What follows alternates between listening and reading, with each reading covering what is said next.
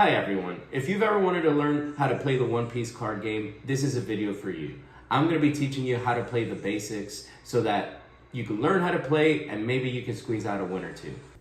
So in One Piece, each deck consists of 50 cards and one leader. So a total of 51 cards plus your 10 Dawn deck. So 61 cards. Let's start with the 4 different card types. There's leaders, characters, events, and stages. If you come from different card games, you might know what these type of cards are. Characters are usually your monsters. Events are your sorcery or spell cards if you come from Magic or Yu-Gi-Oh! Stages are your enchantments or field spell cards. So obviously, if you come from a different trading card background, you will do well in this game and understanding the game. So let's start off with leader. Similar to the commander format in Magic the Gathering, your deck has a color restriction based on the leader you choose. So if you have a blue leader, you cannot have red cards. Every single card in your deck, every character card has to be blue. So your events, your stages, your characters have to be blue. You can only have one leader per deck. Next are your characters. So obviously your character has to be the same color as your leader, and your characters make up the majority of the battle of this game. Characters have on-play effects, so when you summon them, they have most of them have an effect that they do. When they attack and the turn you summon your character, you cannot attack, typically, unless they have an ability to make them do so. Obviously, I cannot play Kuro with Buggy, but I could play Yamato with Buggy. Kuro is a green card, so you cannot go with Buggy. However, there are multicolored leaders. If it was blue and green, I could have used Kuro in this deck. But here, it's just for informational purposes on the different type of characters you'll end up seeing. Events are similar to sorcery cards if you come from Magic, or spell cards if you come from Yu-Gi-Oh! If you pay the Dawn price, which we'll go over in the next part of this video, you could play the event. Also, some cards with trigger, like this one, that we'll go over triggers after. And the last one is stage cards. So this is just informational purposes. This card is not in the Buggy deck. However, these are more similar to enchantments if you come from Magic, or field spell cards if you come from Yu-Gi-Oh! Or stages if you come from Pokemon. So these are cards that stay on the field and you get to use the effect every turn. One Piece is a resource game, similar to Magic the Gathering. So unlike Magic the Gathering, the Dawn or the mana is not in the deck that you play with. This deck only consists of characters, stages, and events. You have a separate deck for Dawn, which is comprised of 10 cards. 10 Dawn cards, they're all the same, no need to shuffle these. At the start of the turn, the player that goes first starts with 1 Dawn, doesn't get to draw. The second player gets to have 2 Dawn starting his turn. Then every turn you get 2 Dawn. So if I went first, I have 1 Dawn on my first move, and I could only really play cards with 1 cost in this top right corner. But by my next turn, I'll have 3 Dawn. Cards, when they enter the battlefield or the character area, they have an on-play effect. So that is similar to your enter the battlefield type of effects for Magic the Gathering. And when this says that, is essentially this card, I'll draw 2 cards and discard 1 or trash 1. Also, this card has the blocker designation, meaning if there was a character or a leader that attacks my leader or attacks any one of my other characters, I could designate this one as the target. It's not like Magic the Gathering where you're attacking your opponent directly and they get to assign blockers. Not every character blocks. So this is the the only type of characters that block are the ones that say blocker designation. So the 7,000 indicates how much attack this character has. The bottom left shows that this is a blue card. So similar to my leader, I could use this card in my buggy deck. The top left shows how much Dawn I have to pay to summon this card. This one would cost 6 Dawn. So aside from my leader's effect, aside from any other effects, I would essentially have to have 6 Dawn, and then I would do, similar to Magic the Gathering, I would tap it, saying that I have used this Dawn this turn. And then I would put him from my hand to the character area. And then I would have his effect of drawing 2 cards and trashing 1. How does the game actually go? So you'll have either a coin toss or a roll of the die to decide who goes first. Once that's determined, you both shuffle each other's decks and you draw 5 cards. Now, you get to determine one time whether you want to keep this hand. For this purpose, I'm going to keep this hand. If not, you get to shuffle this 5 cards back and then pick 5 and you keep those 5. Only for the first time. Once you get to keep, you get to assign, this is the life. So my leader has 5 life. So I would get the top 5 cards of my deck and put them on the side here. Any way you want. So the way you win is you have to take all of your opponent's life and land 1 hit to their leader. This is my life. My opponent has a similar setup that I just have. They have a leader and their life. So for simplicity, let's just say they have 5 life. So they have a leader card and their 5 cards to the side that they took from the top of their deck. Say I go first. So I do not draw since I'm player 1 that went first, and I don't get 2 mana. Player 1 only starts off with 1.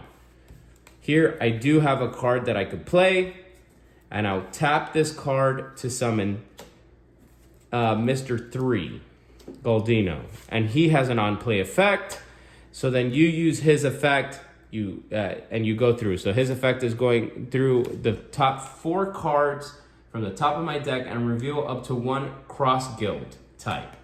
So the types of the card are shown in the bottom of the name. So this is cross guild and a former Baroque works. If I look at my top 4 cards, I get to pick any card that has a cross guild type. So this one I could choose. This one I cannot choose because it's not a cross guild type. This one I can, and this one. And then I have a choice between these 3. Just for the simplicity of the video, I'll just pick another version of Buggy. Or Buggy the character. And then the card says to put the rest at the bottom of my deck. And you don't shuffle. On your first turn, you cannot attack.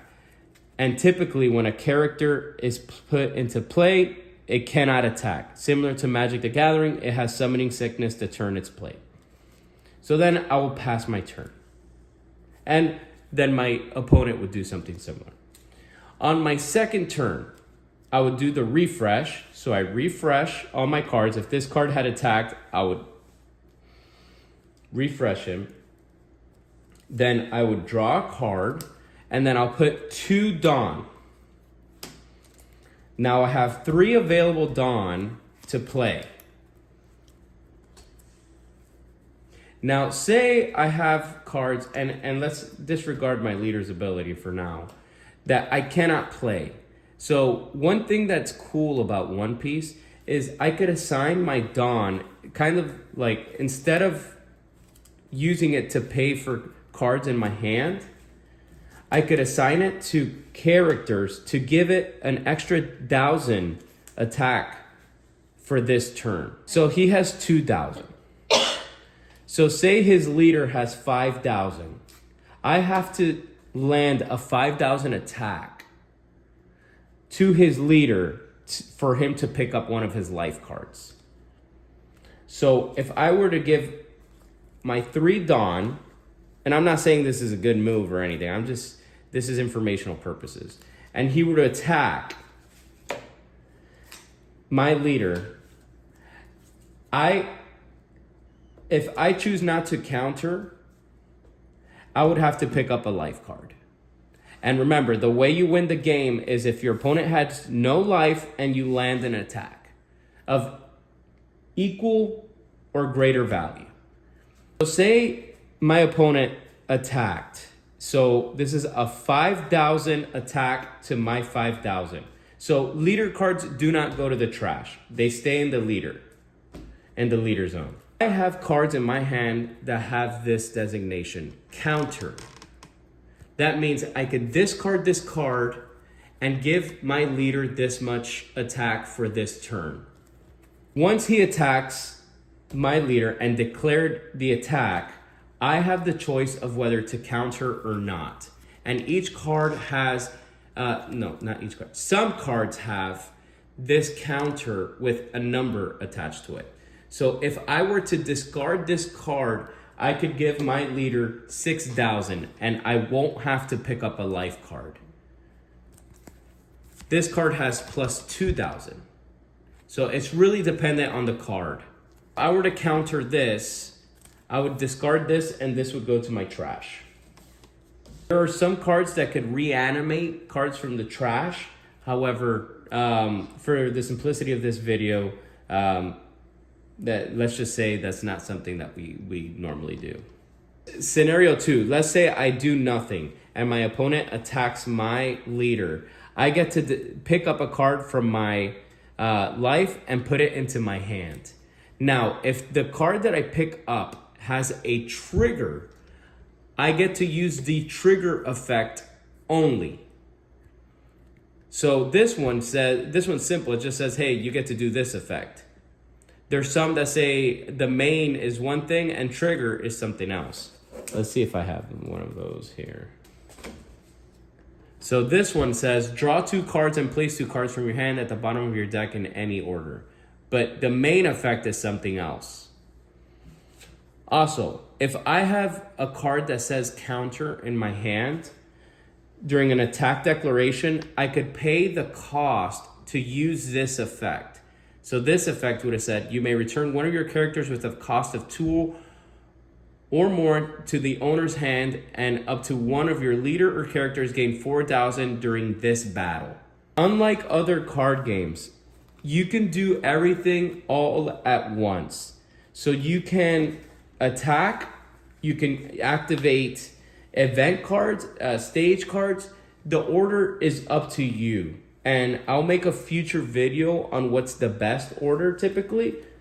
It's obviously everything is leader dependent, but I could choose to attack first or I could choose to play my cards first. It's really up to you. If you had a stage card, I don't have one in this deck, but for informational purposes, pretend this is blue. You would play this card here, and essentially you would get, this one has an on-play effect, and then it would have on your opponent's turn. And this one doesn't go to the trash. It would stay on the field. Stay on the field unless you play another stage card or your opponent finds a way to remove it. So you get to decide whether you want to keep it or if you even want to activate the ability.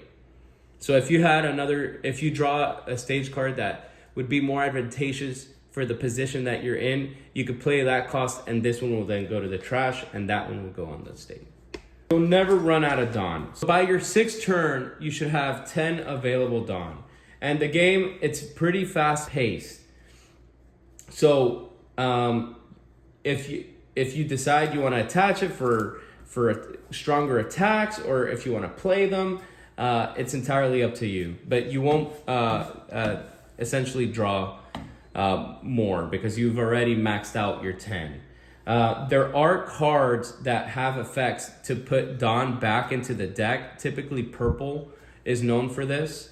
And the good thing with that is you could attach it for an attack and attack, and then use that ability and use the one you essentially already used to put it back into the deck for those type of effects. Let's say we're at the end game. My opponent took off my life. I took off. So when your opponent lands an attack to your leader, you end up drawing cards from your life. Unlike Pokemon, where your opponent is the one drawing prize cards if they faint your Pokemon. When your opponent lands an attack to the leader, you're the one drawing your life cards. So it kind of balances out the game a little bit better. And you don't have that steamroll effect that Pokemon has. Assuming I have no life cards and I have no blockers and no counters, no other way, I've exhausted everything, and they land an attack to my leader of 5,000 or more, and I can't pick up the life card, I lost the game. I hope this video was informative. I plan on making more videos. Please comment on what type of videos you want to see or what type of questions you have as you progress your One Piece journey.